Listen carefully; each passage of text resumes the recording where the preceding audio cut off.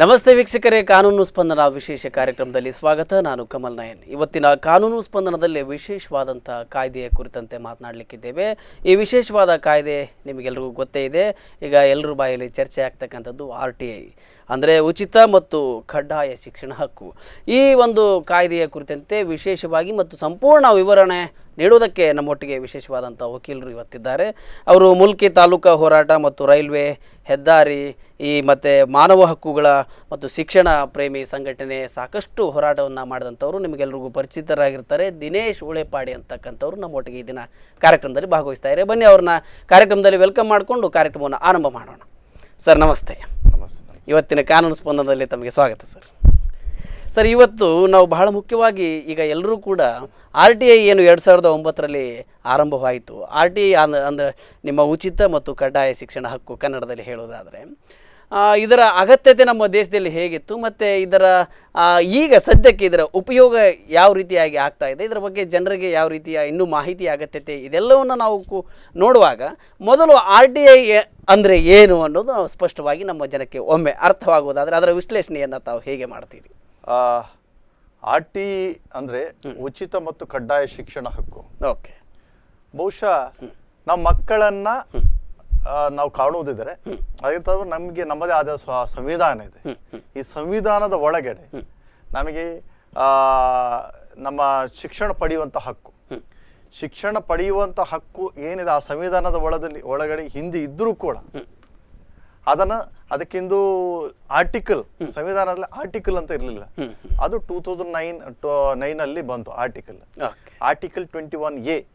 ಅದರಲ್ಲಿ ಏನು ಹೇಳಿದೆ ಅಂದ್ರೆ, ಈ ಸ್ಟೇಟ್ ಗವರ್ಮೆಂಟ್ ಈ ಶಿಕ್ಷಣ ಅನ್ನೋದು ಮಗುವಿನ ಹಕ್ಕು, ಮೂಲಭೂತ ಹಕ್ಕು ಅಂತ ಅದರಲ್ಲಿ ಸೇರಿಸಿ ಅದನ್ನು ಶಿಕ್ಷಣವನ್ನು ಕೊಡುವಂಥದ್ದು ಸರ್ಕಾರದ ಜವಾಬ್ದಾರಿ, ರೆಸ್ಪಾನ್ಸಿಬಿಲಿಟಿ ಮತ್ತು ಹಕ್ಕು. ಯಾವ ತರ ಒಬ್ಬ ಮಗು ತನ್ನ ಮಗುವಿಗೆ ತಾಯಿಯ ಹಾಲನ್ನು ಕುಡಿಯುವಂತ ಹಕ್ಕು ಇದೆ, ಹೌದು, ಹಕ್ಕು ಇದ್ರೂ ಕೂಡ ತಾಯಿಯ ಜವಾಬ್ದಾರಿನೇ ಈ ರೀತಿಯ ಸಂಬಂಧ, ನಮ್ಮ ಅವಿನಾಭಾವ ಸಂಬಂಧ ಸರ್ಕಾರ ಮತ್ತು ಮಗುಗೆ ಇರುವಂತದ್ದು. ಆದ್ರೆ ಮಗುವನ್ನು ನಾವು ಸಂಪನ್ಮೂಲ ಅಂತ ತಗೊಂಡ್ರೆ ಆ ಸಂಪನ್ಮೂಲವನ್ನ ರಕ್ಷಿಸುವಂತ ಜವಾಬ್ದಾರಿ ಸರ್ಕಾರದ್ದು.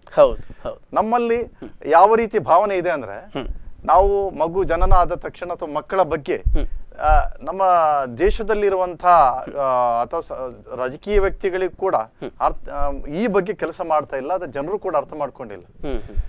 ಈ ಕಾಯ್ದೆ ಬಗ್ಗೆ ನಾನು ಮತ್ತೆ ಬರ್ತೇನೆ.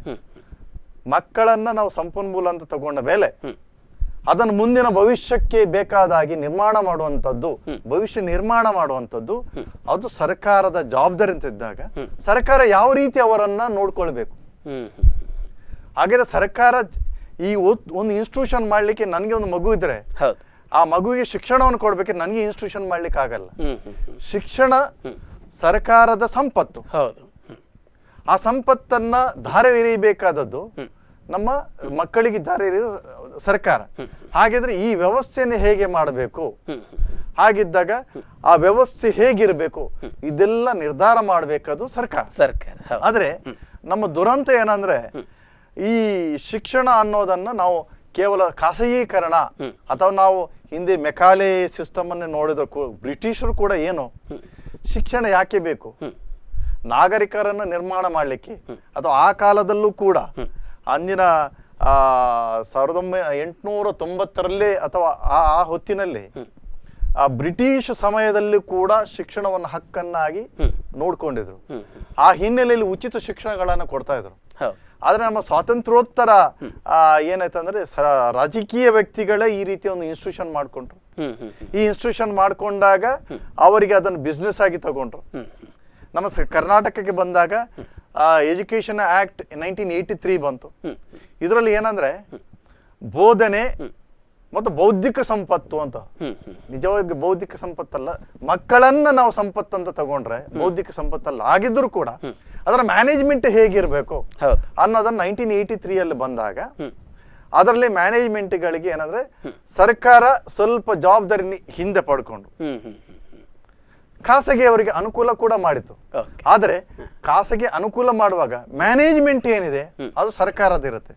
ಅಲ್ಲೂ ಕೂಡ ಒಂದು ಬಿಸ್ನೆಸ್ ಮಾಡ್ಲಿಕ್ಕೆ ನೋಡಿದ್ರೆ 98ರಲ್ಲಿ ಏನು CBSE ಅಂತ ಎಲ್ಲ ಹೇಳ್ತೇವೆ ಅದನ್ನು ಎಕ್ಸ್ಕ್ಲೂಸ್ ಮಾಡಿದ್ರು.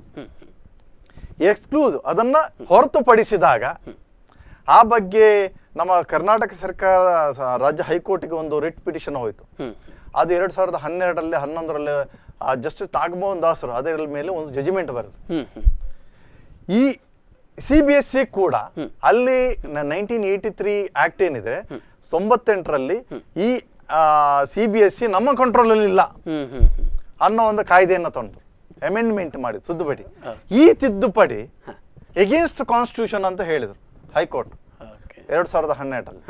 ಈ ತಿದ್ದುಪಡಿ ಏನಿದೆ, ಯಾಕೆ ಈ ತಿದ್ದುಪಡಿ ಎಗೇನ್ಸ್ಟ್ ಕಾನ್ಸ್ಟಿಟ್ಯೂಷನ್ ಅಂದ್ರೆ CBSE ಅಥವಾ ICBSE ಅಂತ ಏನೇ ಹೇಳ್ತಿರ್ವಲ್ವಾ, ಅವು ಒಂದು ಕಾಯ್ದೆಯ ಅಂಡರ್ನಲ್ಲಿ ಬರುವಂತದ್ದಲ್ಲ. ಸೆಂಟ್ರಲ್ ಗವರ್ಮೆಂಟ್ ಕೂಡ ಈಗ ಯಾವುದೇ ಒಂದು ಶಿಕ್ಷಣ, ಈಗ ನಾವು ರೈಟ್ ಟು ಎಜುಕೇಶನ್ ಅಂತ ಹೇಳ್ತೇವೆ, ಅದರಲ್ಲಿ ಒಂದು ಅಂತಾರಾಷ್ಟ್ರೀಯ ಮಟ್ಟದ ಸ್ಕೂಲ್ಗಳು ಹೇಗಿರ್ಬೇಕಂತ ಇದೆ. ಆದ್ರೆ CBSE ಅನ್ನೋದು ಒಂದು ಕಾಯ್ದೆಯಲ್ಲಿ ಬಂದದ್ದಲ್ಲ, ಜಸ್ಟ್ ನಾವು ಒಂದು ರಿಜಿಸ್ಟರ್ಡ್ ಸೊಸೈಟಿ ಮಾಡಿರ್ತೇವೆ. ಆ ರಿಜಿಸ್ಟರ್ಡ್ ಸೊಸೈಟಿ ಒಂದು ಡೆಲ್ಲಿಯಲ್ಲಿದೆ. ಆ ರಿಜಿಸ್ಟರ್ಡ್ ಸೊಸೈಟಿ ಒಂದು ಬುಕ್ಸ್ ಅನ್ನ ಪಠ್ಯ ಪುಸ್ತಕವನ್ನು ಮಾಡಿದೆ.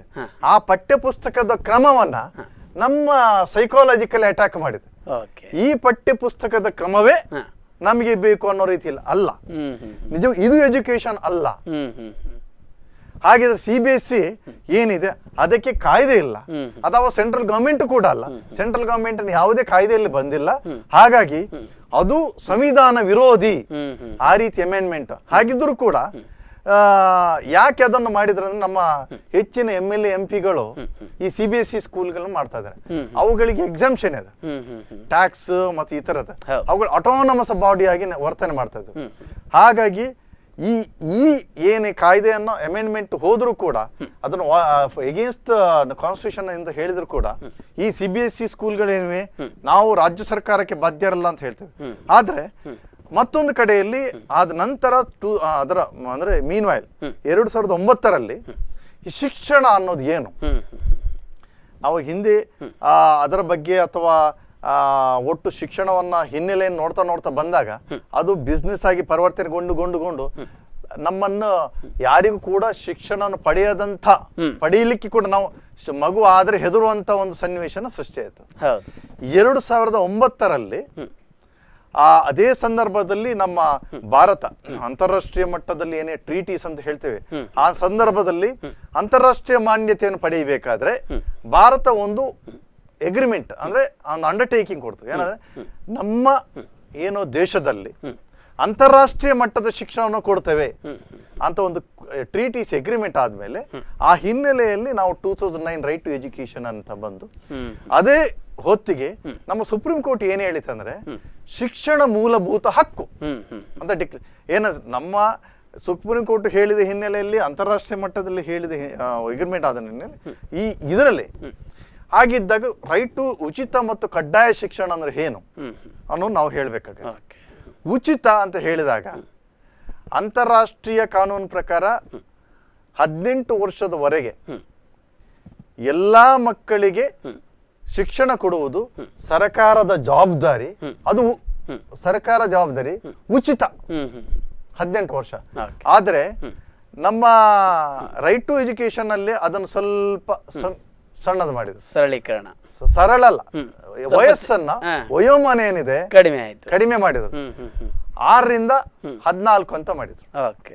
ಆಯ್ತು, 6ರಿಂದ 14 ಅಂತ ಮಾಡೋಣ.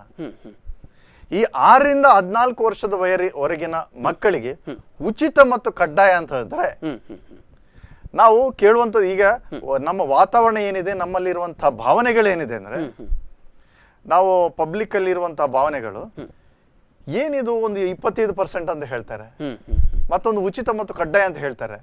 ಹಾಗಿದ್ದಾಗ ಯಾರು ಡೊನೇಷನ್ ಕೊಟ್ಟು ಹೋಗ್ತಾರೋ ಅವರಿಗಿಲ್ವೋ? ಹೌದು, ಇಲ್ಲಿ ಸಹಜವಾಗಿ ಇವರ ಮನೋಪ್ರವೃತ್ತಿಯಲ್ಲಿ ಒಂದು ಯೋಚನೆ ಹೊಳೆಯುತ್ತೆ. ಹಾಗಿದ್ದಾಗ ಎಲ್ರಿಗೂ ಕೂಡ ಉಚಿತ, ಯಾವ ರೀತಿ ಉಚಿತ ಅನ್ನೋದು ಪ್ರಶ್ನೆ. ಈಗ ಜವಾಬ್ದಾರಿ ಅಂತ ಇದ್ದಾಗ ಈ ಕಾಯ್ದೆಯಲ್ಲಿ ಏನ್ ಹೇಳತ್ತೆ, ನೇಬರಿಂಗ್ ಅಂತ ಹೇಳ್ತದೆ.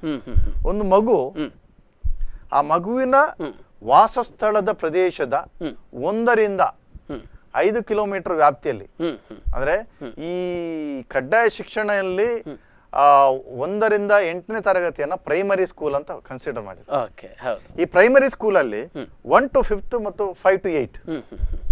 1 to 5th ಅಂದ್ರೆ 1ರಿಂದ 5ನೇ ತರಗತಿವರೆಗೆ ನೀವು ತಗೊಳ್ಳೋದಿದ್ರೆ ಅವರು 3 ಕಿಲೋಮೀಟರ್ ವ್ಯಾಪ್ತಿಯೊಳಗೆ ಇರುವಂತ ಸ್ಕೂಲಲ್ಲಿ ಹೋಗ್ಬೇಕು. ಓಕೆ, ಅವರ ಸುತ್ತಮುತ್ತಲಿನ 3 ಕಿಲೋಮೀಟರ್ ಒಳಗಡೆ. ಅದು 1ರಿಂದ 8 ತಗೊಳ್ಳೋದಿದ್ರೆ 5 ಕಿಲೋಮೀಟರ್ ವ್ಯಾಪ್ತಿಯೊಳಗೆ. ಅದಕ್ಕೆ ನೇಬರಿಂಗ್ ಸ್ಕೂಲ್ ಅಂತ ಹೇಳ್ತಾರೆ. ಓಕೆ, ವಾರ್ಡ್ ವೈಸ್ ಅಂತ ಹೇಳಿದ್ರೆ ಇದೆಲ್ಲ ಇದೆ.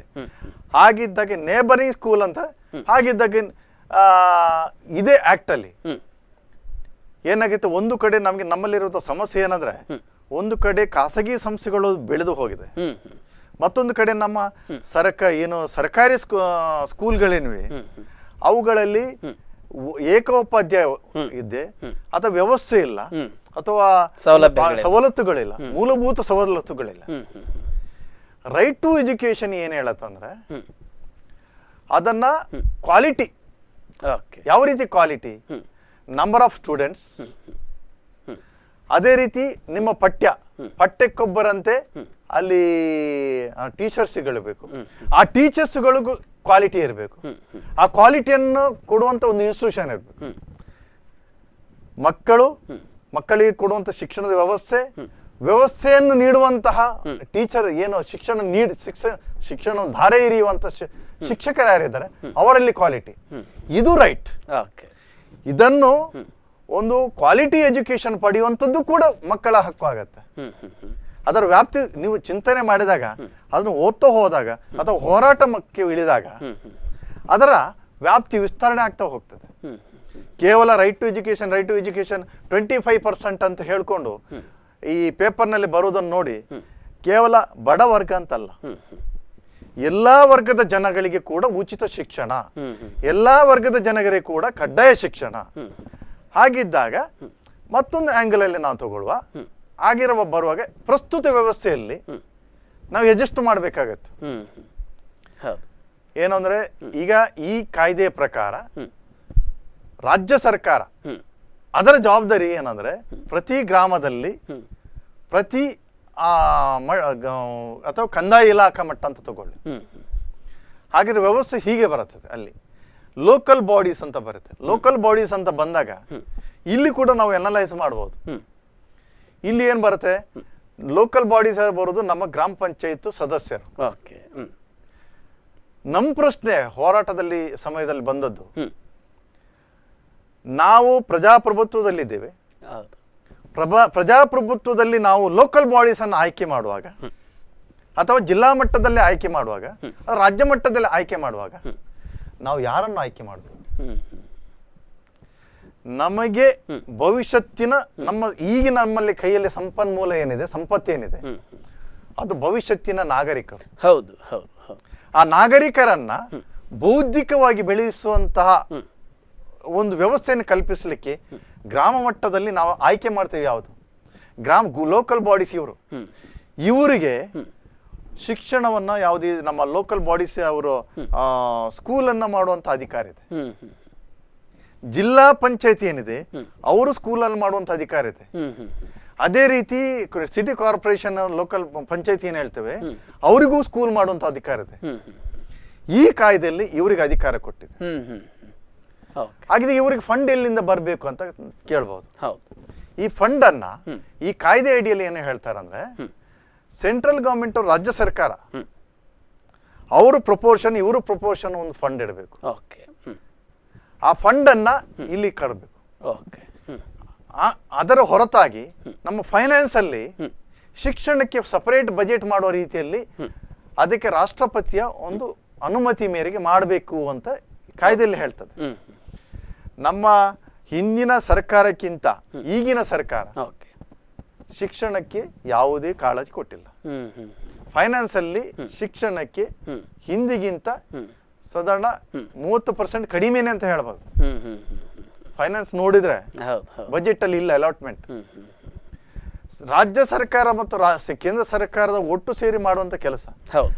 ಈ ರೀತಿ ವ್ಯವಸ್ಥೆಯನ್ನ ನಾವು ಜನಗಳು ಸೇರಿ ನಿರ್ಧಾರ ಮಾಡಬೇಕಾದ್ರೆ ನಮ್ ಬೇಸಿಕ್ ಏನಿದೆ, ನಾವು ಅಧಿಕಾರವನ್ನ ಯಾರಿಗೆ ಕೊಡ್ತೇವೆ, ಇಲೆಕ್ಷನ್ ಮಾಡ್ತೇವೆ, ಅವರನ್ನು ಕೂಡ ನಾವು ನೋಡುವಂತ ಅವಶ್ಯಕತೆ ಇದೆ.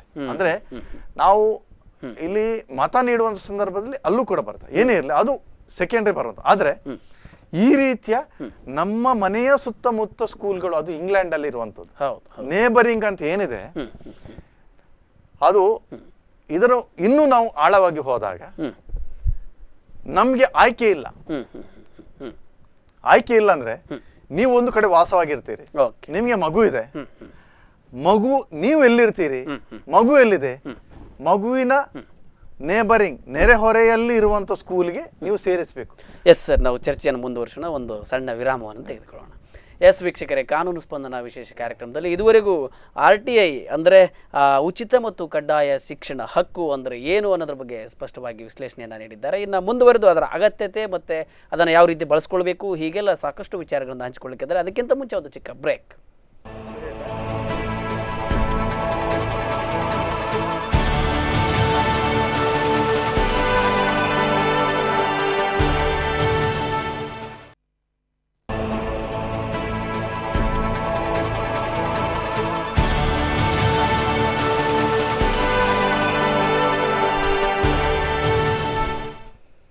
ವಿರಾಮದ ಬಳಿಕ ಮತ್ತೊಮ್ಮೆ ಕಾನೂನು ಸ್ಪಂದನ ವಿಶೇಷ ಕಾರ್ಯಕ್ರಮದಲ್ಲಿ ಸ್ವಾಗತ. ಎಸ್ ವೀಕ್ಷಕರೇ, ಇವತ್ತು ಕಾನೂನು ಸ್ಪಂದನದಲ್ಲಿ ಉಚಿತ ಮತ್ತು ಕಡ್ಡಾಯ ಶಿಕ್ಷಣ ಹಕ್ಕು ವಿಶೇಷ ಕಾಯ್ದೆಯ ಕುರಿತಂತೆ ನಾವು ಮಾತನಾಡ್ತಾ ಇದ್ವಿ. ಇದು ನಮ್ಮ ಖಾಸಗಿ ಶಾಲೆಗಳಲ್ಲಿ ಒಂದು ರಿಸರ್ವೇಷನ್ ಕೊಡ್ತಕ್ಕಂಥದ್ದು ಅಥವಾ ಶಿಕ್ಷಣ ಈ ಒಂದು ಪ್ರಕ್ರಿಯೆಯನ್ನು ಹೆಚ್ಚು ಅಭಿವೃದ್ಧಿಯನ್ನು ಮಾಡುವಲ್ಲಿ ಬಡವರಿಗೆ ಅನ್ನೋದಕ್ಕಿಂತ ಎಲ್ಲರಿಗೂ ಕೂಡ ಯಾವ ರೀತಿಯಾಗಿ ಶಿಕ್ಷಣವನ್ನು ಹೆಚ್ಚಿನ ಅಭಿವೃದ್ಧಿ ಪರವಾಗಿ ನೋಡ್ತಕ್ಕಂಥ ವಿಚಾರವಾಗಿ ಈ ಚರ್ಚೆ ಮುಂದುವರಿಸೋಣ. ಸರ್, ಖಂಡಿತವಾಗ್ಲೂ ಈಗ ಮತ್ತೊಂದು ನಾನು ತಮಗೆ ಪ್ರಶ್ನೆ ಮಾಡೋದಾದರೆ, ಈ RTI ಇದ್ದು ಬಗ್ಗೆ ಜನಕ್ಕೆ ಯಾವ ರೀತಿಯಾದಂಥ RTE RTE ಬಗ್ಗೆ ಜನಕ್ಕೆ ಜನಸಾಮಾನ್ಯರಿಗೆ ಯಾವ ರೀತಿಯಾಗಿ ಒಂದು ಪರಿಕಲ್ಪನೆ ಇದೆ. ಇನ್ನೂ ಕೂಡ ಕೆಲವರು ಗೊಂದಲದಲ್ಲಿದ್ದಾರೆ. ನಮ್ಮದು ಖಾಸಗಿ ಶಾಲೆಯಲ್ಲಿ ನಮ್ಮ ಮಕ್ಕಳಿಗೆ ಸಮಾನವಾಗಿ ಕಾಣ್ತಾರೋ ಇಲ್ಲೋ, ನಾವು ಅಲ್ಲಿ ಸೇರಿಸಿದರೆ ನಾಳೆ ದಿವಸ ಡ್ರೆಸ್ ಮಟೀರಿಯಲ್ಗೆ ಇನ್ನೊಂದು ಮುನ್ನೊಂದು ಹೆಚ್ಚಿನ ಡೊನೇಷನ್ ಕೇಳ್ತಾರೋ ಹೇಗೆ? ಯಾಕೆಂದರೆ ಕೆಲವು ಶಾಲೆಗಳಲ್ಲಿ ಲಕ್ಷಾಂತರ ರೂಪಾಯಿ ಖರ್ಚು ವೆಚ್ಚಗಳನ್ನೆಲ್ಲ ವಿದ್ಯಾರ್ಥಿಗಳು ಕೊಡ್ತಕ್ಕಂಥದ್ದು ಸಂದರ್ಭಗಳು ಬರ್ತದೆ. ಆ ಹಿನ್ನೆಲೆಯಲ್ಲಿ ನೋಡುವಾಗ RTE ಕೋಟಾದಡಿಯಲ್ಲಿ ಹೋದಾಗ ಇವರಿಗೆ ಆ ಎಲ್ಲ ಸಮಸ್ಯೆಗಳ ಪ್ರಭಾವ, ಈಗ ಟೂರ್ಗೆ ಕರ್ಕೊಂಡು ಹೋಗ್ತಕ್ಕಂಥದ್ದು, ಪಿಕ್ನಿಕ್ ಮಾಡಿಸ್ತಕ್ಕಂಥದ್ದು, ಪುಸ್ತಕಗಳನ್ನ ಕೊಡಿಸ್ತಕ್ಕಂಥದ್ದು, ಅದು ಹೆಚ್ಚುವರಿಯ ಖರ್ಚಿನ ಒಂದು ಸಮಸ್ಯೆ ಇವರಿಗೆ ಮುಂಚಿತವಾಗಿ ಆಲೋಚನೆಗೆ ಬಂದುಬಿಡ್ತದೆ. ಬೇಡ, ಈ RTEನೇ ಬೇಡ, ಶಾಲೆನೇ ಬೇಡ ನಮಗೆ ಅನಿಸ್ತಕ್ಕಂಥ ಪರಿಸ್ಥಿತಿ ಕೂಡ ಸುಮಾರು ಕಡೆ ಇದೆ. ಇದನ್ನು ಯಾವ ರೀತಿಯಾಗಿ ಈ ಗೊಂದಲವನ್ನು ಪರಿಹರಿಸಬಹುದು? ಇಲ್ಲಿ ತಮ್ಮ ಪ್ರಶ್ನೆ, ಈಗ ಒಂದು ವೆಲ್ ಎಸ್ಟಾಬ್ಲಿಷ್ಡ್ ಶೈಕ್ಷಣಿಕ ಖಾಸಗಿ ಸಂಸ್ಥೆ ಇರುತ್ತೆ, ಹೌದು, ತೀರಾ ಬಡವರ್ಗದವ. ಇಂಥ ಸಮಸ್ಯೆಗಳು ಕಳೆದ ಬಾರಿ ಹೋರಾಟ ಸಮಯದಲ್ಲಿ ನಮಗೆ ಬಂದಿದೆ. ಆದ್ರೆ ಇಲ್ಲಿ ಸರ್ಕಾರದ ಉದ್ದೇಶ ಏನಂದ್ರೆ, ಅಥವಾ ಕಾಯ್ದೆ ಉದ್ದೇಶ ಏನಂದ್ರೆ, ಕ್ವಾಲಿಟಿ ಎಜುಕೇಶನ್ ಅಥವಾ ಯಾವುದೇ ಮಕ್ಕಳು ಶಾಲೆಯಿಂದ ಹೊರಗುಳಿಯಬಾರದು. ಯಾವುದೇ ಮಕ್ಕಳು ಆ ಒಂದು ಹಿನ್ನೆಲೆಯಲ್ಲಿ 25%, ಯಾಕಂದ್ರೆ ಪ್ರಸ್ತುತ ವ್ಯವಸ್ಥೆ ಇಲ್ಲ ಅನ್ನೋದು ಹಿನ್ನೆಲೆಯಲ್ಲಿ, ಅಥವಾ ನಮಗೆ ಶಾಲೆ ದೂರ ಆಗ್ತಾ ಇದೆ ಆ ಹಿನ್ನೆಲೆಯಲ್ಲಿ 25% ಹೊರತು ಬೇರೆ ನಿಮ್ಗೆ ಒಂದು ಖಾಸಗಿ ಶಾಲೆಯನ್ನ ಒಂದು ಒತ್ತಾಯಪೂರ್ವಕವಾಗಿ ಮಾಡುವಂಥದ್ದಲ್ಲ. ಆದ್ರೆ ಖಾಸಗಿ ಶಾಲೆಯಲ್ಲಿ ಕೊಡ್ಬೇಕಾದದ್ದು ಹೇಗೆ ಅಂದ್ರೆ, ನೀವು ಹೇಳುವಂಥದ್ದು ಆ ನಂತರದ ಸೈಕಾಲಜಿ, ಅದು ಖಂಡಿತ ಖಂಡಿತ ಬಳಿಕ ಬರುವಂಥದ್ದು. ಆದ್ರೆ ಖಾಸಗಿ ಶಾಲೆಗಳು ಉಳಿದವರಿಗೆ ಉಳ್ಳವರಿಗೂ ಕೂಡ ಯಾವ ರೀತಿ ಮಾಡಬಹುದು. ಅದಕ್ಕೂ ಕೂಡ ಕಳೆದ ಬಾರಿ ಈ ಬಾರಿ ಎಷ್ಟಂದ್ರೆ ಅವರು ಕೂಡ ಜಾಸ್ತಿ ಫೀಸ್ ಅನ್ನು ಕಲೆಕ್ಟ್ ಮಾಡ್ಲಿಕ್ಕಿಲ್ಲ. ಕ್ಯಾಪಿಟೇಷನ್ ಶುಲ್ಕ ಪಡೆಯುವಂತಿಲ್ಲ, ಅದು ಅಪರಾಧ ಆಗತ್ತೆ. ಅಥವಾ ಪ್ರೀ ಸ್ಕ್ಯಾನ್ ಅಂತ ಹೇಳ್ತೇವೆ, ನಾವು ಎಕ್ಸಾಮ್ ಕೊಡಬೇಕು, ಒಂದನೇ ನಾವು ಇದು ಮಾಡ್ಬೇಕಾದ್ರೆ, ಅಡ್ಮಿಷನ್ ಮಾಡ್ಬೇಕಾದ್ರೆ, ಇವೆಲ್ಲವೂ ಕೂಡ ಅಪರಾಧ ಆಗತ್ತೆ. ಟೆಸ್ಟ್ ಮಾಡ್ತೇವೆ, ಟೆಸ್ಟ್ ಮಾಡೋದು ಕೂಡ ಅಪರಾಧ ಆಗುತ್ತೆ. ಕ್ಯಾಪಿಟೇಷನ್ ತಗೊಂಡ್ರೆ 10% 10% ಆಫ್ ದಟ್ ಕ್ಯಾಪಿಟೇಷನ್ ಎಷ್ಟು ಕಲೆಕ್ಟ್ ಮಾಡಿದ್ರೆ ಅದು ಕೊಡಬೇಕು. 10 times, ನಾಟ್ ಪರ್ಸೆಂಟ್, 10 times. ಅದೇ ರೀತಿ 25,000 ಒಂದು ಪ್ರೀ ಸ್ಕ್ಯಾನ್ ಅಂತ ಮಾಡಿದ್ರೆ 25,000 ಕೊಡಬೇಕು ಪೆನಾಲ್ಟಿ. ಈ ರೀತಿಯ ವ್ಯವಸ್ಥೆ ಇದೆ. ನೀವು ಕೇಳಿದಾಗೆ ಒಂದು ಕಡೆ ಶ್ರೀಮಂತರ ಮಕ್ಕಳು ಇಂಬ್ಯಾಲೆನ್ಸ್ ಆಗತ್ತೆ. ಆದ್ರೆ ಇಂಬ್ಯಾಲೆನ್ಸ್ ಆಗತ್ತೆ ಅಂತ ಹೇಳ್ಕೊಂಡು ಯಾವ ರೀತಿ ಇಂಬ್ಯಾಲೆನ್ಸ್? ಇಲ್ಲಿ 25% ಅಂತ ಏನು ಹೇಳ್ತೀವಿ, ಆ ಸ್ಕೂಲಿಗೆ ಬಂದಾಗ ಆ ಮಕ್ಕಳ ಸಮಾನ ದೃಷ್ಟಿಯಲ್ಲಿ ನೋಡ್ಬೇಕು. ಆ ಮಕ್ಕಳಿಗೆ ಯಾವುದೇ ರೀತಿಯ ಮಾನಸಿಕವಾದ ಅವರಲ್ಲಿ ಒಂದು ರೀತಿಯಲ್ಲಿ ಭಿನ್ನ ಭಾವ ಬರುವಂಥದ್ದು ಅಥವಾ ಇಂಬ್ಯಾಲೆನ್ಸ್ ಬರೋ ರೀತಿಯಲ್ಲಿ ವರ್ತನೆ ಮಾಡಬಾರ್ದು. ಮಾಡಿದ್ರೆ ಆ ಸ್ಕೂಲ್ನ ಮೇಲೆ ಕ್ರಮ ಕೈಗೊಳ್ಳಬೇಕಾಗತ್ತೆ.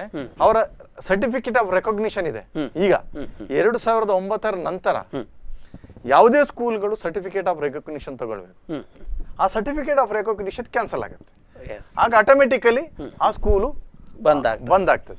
ಆದ್ರೆ ಇನ್ನೊಂದು ತಾವು ಕೇಳಿದಾಗೆ ಎಕ್ಸ್ಟ್ರಾ ಫೀಸಸ್ ಯಾವುದೇ ಸ್ಕೂಲ್ ಎಕ್ಸ್ಟ್ರಾ ಫೀಸ್ ಕಲೆಕ್ಟ್ ಮಾಡುವಾಗಿಲ್ಲ. ಆ ರೀತಿ ಮಾಡಿದ್ರು ಅಪರಾಧ. ಉಳಿದಂತೆ ಏನೋ ಅವರು ಹೋಗುವಾಗ ಈಗ ಸರ್ಕಾರ ಕೊಡುವಂಥದ್ದು ಇನ್ಕ್ಲೂಡಿಂಗ್ ಎಲ್ಲ ನಿಮ್ಮ ಸ್ಕೂಲು ಬಾಕಿದು ಎಲ್ಲ ಕೊಡುವಂಥದ್ದು. ಹಾಗಾಗಿ ಸರ್ಕಾರ ಒಬ್ಬ ವಿದ್ಯಾರ್ಥಿ ಹಿಂದೆ 11ರಿಂದ 12,000 ಕೊಡುತ್ತೆ. ಅದರ ಒಳಗಡೆ ಎಲ್ಲ ಬರುತ್ತೆ. ಹಾಗಾಗಿ ಎಕ್ಸ್ಟ್ರಾ ಫೀಸ್ ತಗೊಳ್ಳೋ ಹಾಗಿಲ್ಲ. ಆದ್ರೆ ಇನ್ನೂ ಉಳಿದದು ಸಾಮಾಜಿಕ ಸಮಸ್ಯೆಗಳ ಬಗ್ಗೆ ನಮ್ಮ ಗಮನಕ್ಕೆ ಬಂದಿದೆ. ಏನಂದ್ರೆ ಈಗ ಒಬ್ಬ ವಿದ್ಯಾರ್ಥಿಯನ್ನ ಈಗ ನಾವು CBSE ಅಂತ ಹೇಳ್ತೀವಿ ಅಥವಾ ಸ್ಟೇಟ್ ಸಿಲೆಬಸ್ ಯಾವುದೇ ತಗೊಳ್ಳಿ, ಸ್ಕೂಲಲ್ಲಿ ಅಲ್ಲಿ ಫಾಲೋಅಪ್ ಹೇಳ್ತಾರೆ. ಆದ್ರೆ ಶ್ರೀಮಂತರ ಮಕ್ಕಳಿಗೆ ಹೇಗಾಗತ್ತೆ, ಅವರ ಮನೆಯಲ್ಲಿ ಎಜುಕೇಟೆಡ್ ಇರ್ತಾರೆ, ಆದ್ರೆ ಬಡ ವರ್ಗದಲ್ಲಿ ಅವರು ಕಲ್ತಿರೋದಿಲ್ಲ. ಅಲ್ಲಿ ಕೆಲವು ಪ್ರಾಜೆಕ್ಟ ಬೇರೆ ವಿಚಾರಗಳನ್ನ ಹೇಳಿರ್ತಾರೆ. ಈ ಮಗು ಮನೆಗೆ ಬಂದಾಗ ಯಾವ ರೀತಿ ವಾತಾವರಣ ಇರುತ್ತೆ, ಇಂತಹ ವಿಚಾರಗಳು ಬಂದಿದೆ. ಅದು ಇನ್ನೂ ಕೂಡ ಆ ಬಗ್ಗೆ ಸರ್ಕಾರ ವ್ಯವಸ್ಥೆ ಮಾಡ್ಬೇಕಂತ ಅವಶ್ಯಕತೆ ಇದೆ. ಹಾಗಾಗಿ ತಾವು ಹೇಳಿದಂತೆ ಇತರ ಶುಲ್ಕಗಳನ್ನು ಪಡೆಯುವಂತಿಲ್ಲ. ಸರ್, ಬಹಳ ಮುಖ್ಯವಾಗಿ ಇನ್ನೊಂದು ನಾವು ಇಲ್ಲಿ ಒಂದು ಸ್ಪಷ್ಟ ಆಗಬೇಕಾದದ್ದು, ಈ ಕಾಯ್ದೆಯನ್ನು ಬಳಸ್ಕೊಳ್ಳಿಕ್ಕೆ ಅರ್ಹ ಫಲಾನುಭವಿಗಳು ಅಂತ ಏನಾದರೂ ಅದಕ್ಕೆ ವಿಶೇಷತೆಗಳೇನಾದರೂ ಅರ್ಹತೆಗಳೇನಾದರೂ ಇದೆಯಾ ಅಂತ. ಈಗ ಏನಂದ್ರೆ 50,000 to 1 lakh ಏನೋ ಇರಬೇಕು. ಈ 25% ಇನ್ಕಮ್ ಲಿಮಿಟ್ ಅಂತ ಇದೆ, 25%. ಅಲ್ಲಿ ನಾವು ಈಗ ಓವರ್ ಆಲ್ ಹೇಳುವಂಥದ್ದು ಉಚಿತ ಮತ್ತು ಕಡ್ಡಾಯ ಶಿಕ್ಷಣದ ಬಗ್ಗೆ. ಕೇವಲ 25% ಬಗ್ಗೆ ಹೇಳಿದ್ರೆ, ಯಾಕೆ ಈಗಾಗಲೇ ಅದರ ಅಡ್ಮಿಷನ್ ಎಲ್ಲ ಆಗಿದೆ. ನಾವು ಈಗ ನಮ್ಮ ಮುಂದೆ ಇರುವಂತ ಸಮಸ್ಯೆಗಳೇನಂದ್ರೆ, ಈಗ ಇನ್ನು ಉಳಿದಂತ ಅಡ್ಮಿಷನ್ ಇನ್ನ ಆಗ್ಬೇಕಷ್ಟೇ. ಆ ಹಿನ್ನೆಲೆಯಲ್ಲಿ ಒಂದು ಡಿಸ್ಕಷನ್ ಮಾಡಿದ್ರು ಕೂಡ ಖಂಡಿತ ಉಳಿದವರಿಗೆ ಒಳ್ಳೇದಾಗಬಹುದು. ಆ ಬಗ್ಗೆನೂ ಕೂಡ ಖಂಡಿತ ಮಾತಾಡಿ. ಹಾಗಾಗಿ ಅಲ್ಲ, 25% ಈಗಾಗಲೇ ಪೇಪರ್ ನಲ್ಲಿ ಬರ್ತಾ ಇದೆ. ಆ ಬಗ್ಗೆ ವಾರ್ಡ್ ವೈಸ್ ಎಲ್ಲ ಬರ್ತಾ ಉಂಟು, ಅಡ್ಮಿಷನ್ ಎಲ್ಲ ಆಗಿದೆ. ಅದಕ್ಕೆ ಅಲ್ಲಿ ಆರ್ಥಿಕ ಹಿಂದುಳಿದವರು ಜಾತೀಯವಾಗಿ, ಅಂದ್ರೆ ನಾವು ಪರಿಶಿಷ್ಟ ಜಾತಿ, ಪರಿಶಿಷ್ಟ ಪಂಗಡ ಅಥವಾ ಹಿಂದುಳಿದ ವರ್ಗ ಅಂತ ಹೇಳ್ತೀವಿ, ಇಲ್ಲಿ ಎಲ್ಲರೂ disable, physical disable, mental disable, ಇವೆಲ್ಲವೂ ಕೂಡ, ಅಂದ್ರೆ ಪ್ರತಿಯೊಬ್ಬ ಮಗುವಿಗೂ ಕೂಡ, ಪ್ರತಿಯೊಬ್ಬನಿಗೂ ಕೂಡ ಶಿಕ್ಷಣವನ್ನು ನೀಡಬೇಕು. ಅದರಲ್ಲಿ ಇಂತಿಷ್ಟು 25 ಕೂಡ ಮತ್ತೆ ರಿಸರ್ವೇಶನ್ ಅಂತಾರೆ ಏನಾದ್ರು ಇದೆಯಾ ಸರ್? ಹೌದೌದು, ಅದರಲ್ಲಿ ಇದೆ. ಅದು ಅವರು ಜಿಲ್ಲಾಡಳಿತ ಮತ್ತು ಆಗಾಗ ಸರ್ಕ್ಯುಲರ್ಗೆ ಸಂಬಂಧಪಟ್ಟು ಪರಿಶೀಲನೆ, ಆಯಾ ಸಂದರ್ಭಕ್ಕೆ ಸರ್ಕ್ಯುಲರ್ಗೆ ಸಂಬಂಧಪಟ್ಟಿರೋದು. ಒಟ್ಟು ಅದರಲ್ಲಿ ಇರುವಂತ ರಿಸರ್ವೇಶನ್ ಬೇರೆನೇ ಇರ್ತದೆ. ಹಾಗಾಗಿ ಈಗ ಇಲ್ಲಿರುವಂತದ್ದು ಏನಂದ್ರೆ, ಉಚಿತ ಮತ್ತು ಕಡ್ಡಾಯ ಶಿಕ್ಷಣದ ಬಗ್ಗೆ ಬರುದಿದ್ರೆ, ಈಗ ಯಾವುದೇ ಮಗು ಯಾವುದೇ ಶಿಕ್ಷಣ ಸಂಸ್ಥೆಗೆ ಹೋಗ್ಲಿ, ಆ ಶಿಕ್ಷಣ ಸಂಸ್ಥೆ ಪ್ರಸ್ತುತ ಡೊನೇಷನ್ ತಗೊಳ್ಳುವಂತಿಲ್ಲ. ಆ ಡೊನೇಷನ್ ತಗೊಳ್ಳುವಂತಿಲ್ಲ. ಯಾಕಂದ್ರೆ ಸರ್ಕಾರ ಇಲ್ಲಿ ನಾವು ಹೋರಾಟ ಮಾಡುವಂತ ಸಂದರ್ಭದಲ್ಲಿ ನಮ್ಗೆ ಬಂದಂತ ಅನುಭವ ಏನಂದ್ರೆ, ನಮ್ಗೆ ವಕೀಲರಾಗಿ ನಮ್ದು ಆಕ್ಚುಲಿ ವೃತ್ತಿ ವಕಾಲತ್ತು. ಆದ್ರೆ ಒಟ್ಟು ಹೋರಾಟ ಸಮಯದಲ್ಲಿ ಬಂದದೇನಂದ್ರೆ, ಇಡೀ ಶಿಕ್ಷಣ ವ್ಯವಸ್ಥೆ ಏನಿದೆ, ಶಿಕ್ಷಣ ಇಲಾಖೆ ಏನೂ ಕೆಲಸ ಮಾಡ್ತಾ ಇಲ್ಲ. ಇವತ್ತಿನ ಯಾವುದೇ ಒಬ್ಬ ಅಥವಾ ನಾಗರಿಕ ಒಂದು ಸಮಸ್ಯೆಯನ್ನು ಎದುರಿಸ್ತಾ ಇದ್ದಾರಂದ್ರೆ, ಅದಕ್ಕೆ ಇಡೀ ಮೂಲ ಕಾರಣ ಶಿಕ್ಷಣ ಇಲಾಖೆ. ಶಿಕ್ಷಣ ಇಲಾಖೆಯಲ್ಲಿ ನಾವು ಓಪನ್ ಆಗಿ ಹೇಳಬಲ್ಲೆ, ಅವ್ರಿಗೆ ಯಾವುದೇ ತಿಳುವಳಿಕೆ ಇಲ್ಲ.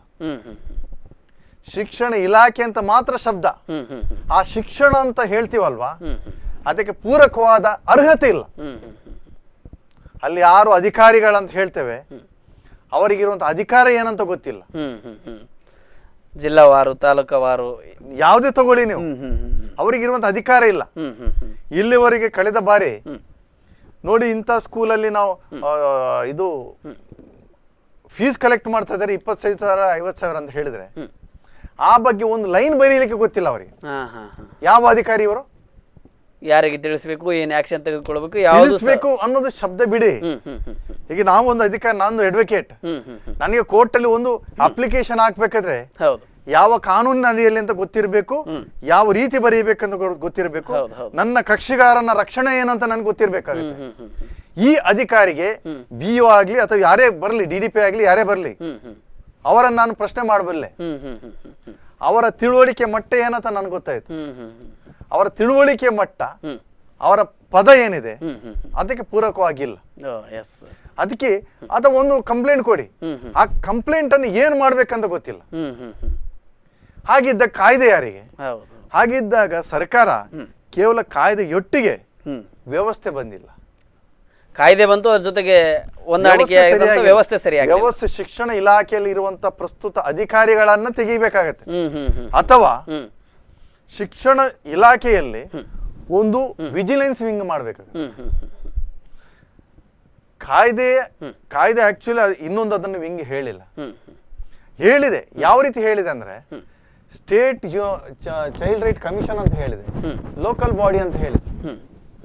ಲೋಕಲ್ ಬಾಡಿ ಅಂತ ಏನಂತ ಹೇಳಿದೆ ಅಂದ್ರೆ, ನಮ್ಮ ಜಿಲ್ಲಾಧಿಕಾರಿ ಇದ್ದಾರೆ ಅಥವಾ CEO ಇದ್ದಾರೆ, ಯಾರು ಜಿಲ್ಲಾ ಪಂಚಾಯತ್ನಲ್ಲಿ, ಅಥವಾ ನೆಕ್ಸ್ಟ್ ಬಂದಾಗ ಲೋಕಲ್ ನಮ್ಮ ಜಿಲ್ಲಾ ಪಂಚಾಯತ್ಗಳಂತ ಹೇಳಿ ಇವರಿಗೆ ಅಧಿಕಾರ ಕೊಟ್ಟಿದೆ. ಇವರಿಗೆ ಅಧಿಕಾರ ಕೊಟ್ಟಿದ್ರೆ ಅವರಲ್ಲಿ ನೀವು ದೂರು ನೀಡಿದ್ರೆ ಏನು ಕ್ರಮ ಆಗತ್ತೆ? ಖಂಡಿತ ಸುಮಾರು ವ್ಯತ್ಯಾಸಗಳು ಆಗ್ಲಿಕ್ಕೆ ಬಹಳಷ್ಟು ಇದೆ. ಆದ್ರೆ ನಾವು ಅದನ್ನ ಈ ಪ್ರಸ್ತುತ ಕಾಯ್ದೆಯಲ್ಲಿರುವಂಥದ್ದು ಏನಿದೆ, ಪ್ರಸ್ತುತ ಕಾಯ್ದೆಯಲ್ಲಿ ಹಲವು ಗೊಂದಲಗಳಿವೆ ಅಥವಾ ಹಲವು ಸಮಸ್ಯೆಗಳಿವೆ. ಆದ್ರೆ ಇನ್ನಷ್ಟು ಅದು ಪರಿಣಾಮಕಾರಿಯಾಗಿ ಬರ್ಬೇಕಾದ್ರೆ ಜನ ಮುಂದೆ ಬರ್ಬೇಕಾಗುತ್ತೆ.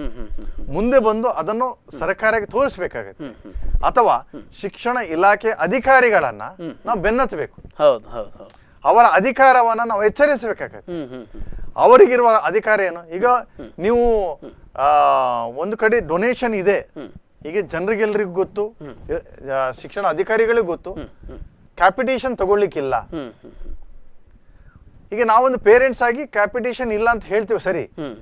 ಅಲ್ಲಿ ಹೋದಾಗ ಅವ್ರು ಕೇಳ್ತಾ ಇದ್ದಾರೆ, ಕೇಳಲಿಕ್ಕೆ ಅವಕಾಶ ಮಾಡಿಕೊಡೋರು ಯಾರು? ನಾವು, ಶಿಕ್ಷಣ ಅಧಿಕಾರಿಗಳು. ಎಸ್ ಸರ್ ಖಂಡಿತ ಶಿಕ್ಷಣ ಇಲಾಖೆ ಅಧಿಕಾರಿಗಳು. ಈಗ ಸರ್ಕಾರ ಕಾಯ್ದೆ ಏನ್ ಹೇಳುತ್ತೆ, ಸರ್ಕಾರ ಸುತ್ತೋಲೆ ಇದೆ. ಸರ್ಕಾರ ಸುತ್ತೋಲೆಯಲ್ಲಿ ಹೇಳಿರ್ತದೆ, ಖಾಸಗಿ ಸಂಸ್ಥೆಗಳು ಇಷ್ಟೇ ಫೀಸನ್ನ ತಗೊಳ್ಬೇಕಂತ ಹೇಳಿರ್ತದೆ. ಅದನ್ನು ಇವರು ವೆಬ್ಸೈಟ್ ಅಲ್ಲಿ ಹಾಕಿರ್ತಾರೆ. ವೆಬ್ಸೈಟ್ ಅಲ್ಲಿ ಹಾಕಿ ಅದನ್ನು ಫಾಲೋಅಪ್ ಮಾಡ್ಬೇಕಾದವ್ರು.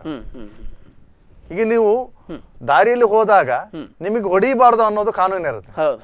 ಹೊಡೆದ್ರೆ 506 ಅಥವಾ 323 ಅನ್ನೋ ಕಾಯ್ದೆ ಅಂತ ಇರುತ್ತೆ. ನೀವು ಎಲ್ಲಿ ಹೋಗ್ತೀರಿ? ಪೊಲೀಸ್ ಸ್ಟೇಷನ್ಗೆ. ಪೊಲೀಸ್ ಸ್ಟೇಷನ್ ಅಲ್ಲಿ FIR ಮಾಡ್ತಾರೆ, ಅವ್ರು ಅರೆಸ್ಟ್ ಮಾಡ್ತಾರೆ.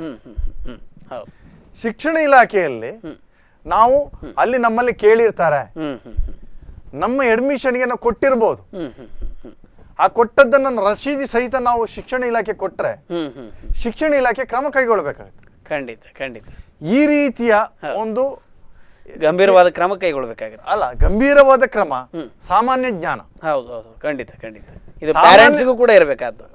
ಪೇರೆಂಟ್ಸ್ಗಳಿಗೆ ಇರಬೇಕು, ಅದರ ಮೊದಲು ಶಿಕ್ಷಣ ಇಲಾಖೆಗೆ ಇರಬೇಕು. ಶಿಕ್ಷಣ ಇಲಾಖೆ ಸಾಮಾನ್ಯ ಜ್ಞಾನ ಇಲ್ಲದಂತಹ ಇಲಾಖೆ ಅಂತ ಹೇಳಬೇಕು. ಯಾಕಂದ್ರೆ ಈ ರೀತಿಯ ಕಳೆದ ಬಾರಿ ನಾವು ಈ ರೀತಿ ದೂರುಗಳನ್ನು ಕೂಡ ಕೊಟ್ಟಿದ್ದೇವೆ. ಈಗ ಕರ್ನಾಟಕ ಎಜುಕೇಶನ್ ಆಕ್ಟ್ ಪ್ರಕಾರ ಮೊನ್ನೆ ಇತ್ತೀಚೆಗೆ ಒಂದು ಮೀಟಿಂಗ್ ಆಯ್ತು ಮಂಗಳೂರಿನಲ್ಲಿ. ಅಲ್ಲಿಗೆ ಹೋಗಿದ್ದೀವಿ ನಾವು, ಹೋರಾಟಗಾರರಾಗಿ ಹೋಗಿದ್ದೀವಿ. ಆಕ್ಚುಲಿ ಅದು ರೈಟ್ ಟು ಎಜುಕೇಶನ್ ಆಕ್ಟ್ ಹಿನ್ನೆಲೆಯಲ್ಲಿ ಅಲ್ಲಿ ಮೀಟಿಂಗ್ ಆಗ್ತಿತ್ತು. ಅದು ಜಸ್ಟ್ ನಾವು ಸಾರ್ವಜನಿಕವಾಗಿ ಒಂದು MLA ಹೇಗೆ ಮೀಟಿಂಗ್ ಮಾಡ್ತಾರೆ ಸಾರ್ವಜನಿಕವಾಗಿ, ಹೌದಾ ನಿಮ್ಮದೇನು ಸಮಸ್ಯೆ, ನಿಮ್ಮದು ಇದಲ್ಲ. ನೀವು ದೂರು ಕೊಟ್ಟಾಗ ಅದು ಕೋರ್ಟ್ ಪ್ರೊಸೀಡಿಂಗ್ ಆಗತ್ತೆ. ಅಲ್ಲಿ ಜಿಲ್ಲಾಧಿಕಾರಿ ಅಲ್ಲಿ ಚೇರ್ಮನ್ ಆಗಿರ್ತಾರೆ, CEO, ಜಿಲ್ಲಾ ಪಂಚಾಯತ್ CEO, ಮತ್ತೆ DDP, PU ಬೋರ್ಡ್ ಇದು ಡೈರೆಕ್ಟರ್ ಅಂಡ್ PWD ಒಬ್ರು ಇಂಜಿನಿಯರ್, ಇವರೆಲ್ಲ ಇರುವಂತಹ ಒಂದು ಬಾಡಿ. ಅವರು ಅಲ್ಲಿ ಕಂಪ್ಲೇಂಟ್ ಕೊಟ್ಟಾಗ ಕೋರ್ಟ್ ರೀತಿ ಎವಿಡೆನ್ಸ್ ಮಾಡಬೇಕು. ಆ ಎವಿಡೆನ್ಸ್ ಮಾಡಿದ ಮೇಲೆ ಶಿಕ್ಷಣ ಸಂಸ್ಥೆಗಳ ವಿರುದ್ಧ ಕ್ರಮ ಕೈಗೊಳ್ಳಬೇಕು. ಈ ರೀತಿ ವ್ಯವಸ್ಥೆಯನ್ನು ಅಂದ್ರೆ ಇಲ್ಲಿ ಜಿಲ್ಲಾಧಿಕಾರಿಗೂ ಕೂಡ ತಮ್ಮ ಅಧಿಕಾರ ಗೊತ್ತಿಲ್ಲ, ಹೌದು, DDPಗೂ ಗೊತ್ತಿಲ್ಲ, CEO ಗೂ ಗೊತ್ತಿಲ್ಲ. ಇಂತಹ ಪ್ರಜಾಪ್ರಭುತ್ವ ವ್ಯವಸ್ಥೆಯಲ್ಲಿ ನಮ್ಮ ಶಿಕ್ಷಣ ಸಂಸ್ಥೆ ಇದೆ.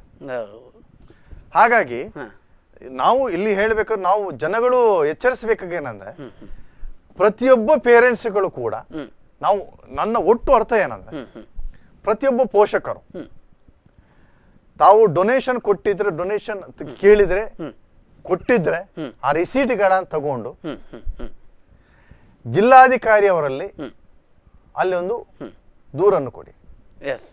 ಆ ದೂರು ಕೊಟ್ಟಾಗ ಅಥವಾ ನಮ್ಮದೊಂದು ಯೋಜನೆ ಕೂಡ ಇದೆ, ಪ್ರತಿಯೊಂದು ಜಿಲ್ಲೆಯಲ್ಲಿ ಒಂದು ವಕೀಲರನ್ನ ಒಂದು ಗ್ರೂಪ್ ಆಫ್ ವಕೀಲರನ್ನ ಮಾಡಿ ಈ ರೀತಿ ಒಂದು ದೂರು ಕೊಡುವಂತ ವ್ಯವಸ್ಥೆಗಳನ್ನ ಮಾಡುವಂತ ಒಂದು ವ್ಯವಸ್ಥೆ ಮಾಡ್ಬೇಕಂತ ಇದೆ.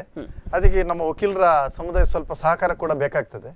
ಯಾಕಂದ್ರೆ ನಾವು ಅವರಲ್ಲಿ ಯಾಕಂದ್ರೆ ಬರುವಂತ ಪೋಷಕರು ಯಾರಿದ್ದಾರೆ ಅವರಲ್ಲಿ ಹಣವನ್ನು ಪಡೆಯದೆ ಈ ರೀತಿ ನನ್ನ ಕಳೆದ ಬಾರಿ ನನಗೆ ಒಂದು ಆ ಬಗ್ಗೆ ಪ್ಲಾನ್ ಎಲ್ಲ ಮಾಡ್ತಾ ಇದ್ದೀವಿ. ಈ ರೀತಿ ಒಂದು ವ್ಯವಸ್ಥೆ ಮಾಡಿಕೊಂಡು ಪೋಷಕರು ಬಂದು ದೂರು ಕೊಟ್ಟಾಗ ಅವರಲ್ಲಿ ಯಾವುದೇ ಒಂದು ನಮ್ಮ ಪ್ರತಿಫಲಾಪೇಕ್ಷೆ ಮಾಡದೆ ಅವರಿಗೆ ಉಚಿತವಾಗಿ ಮಾರ್ಗದರ್ಶನ ನೀಡಿ ಅದನ್ನು ಕೋರ್ಟ್ ಪ್ರೊಸೀಡಿಂಗ್ ತರ ಮಾಡುವಂತ ಒಂದು ಕಂಪಲ್ಷನ್ ಮಾಡಬೇಕು ಅನ್ನೋ ಒಂದು ಯೋಜನೆ ಕೂಡ ಇದೆ. ಎಸ್ ಸರ್, ನಾವು ಆ ಯೋಜನೆ ಬಗ್ಗೆ ಮತ್ತೆ ಚರ್ಚೆ ಮಾಡೋಣ, ಒಂದು ವಿರಾಮವನ್ನು ತೆಗೆದುಕೊಳ್ಳೋಣ ಸರ್. ಎಸ್ ವೀಕ್ಷಕರೇ, ಕಾನೂನು ಸ್ಪಂದನ ವಿಶೇಷ ಕಾರ್ಯಕ್ರಮ, ಸಾಕಷ್ಟು ವಿಚಾರಗಳು ಇಲ್ಲಿ ಚರ್ಚೆ ಆಗ್ತಾ ಇದೆ. ಇನ್ನಷ್ಟು ಇದ್ರ ಬಗ್ಗೆ ಮಾಹಿತಿಯನ್ನು ಕೊಡ್ತಾರೆ. ನಾವು ಕಾರ್ಯಕ್ರಮವನ್ನು ಮುಂದುವರಿಸೋಣ. ಅದಕ್ಕಿಂತ ಮುಂಚೆ ಒಂದು ಚಿಕ್ಕ ಬ್ರೇಕ್.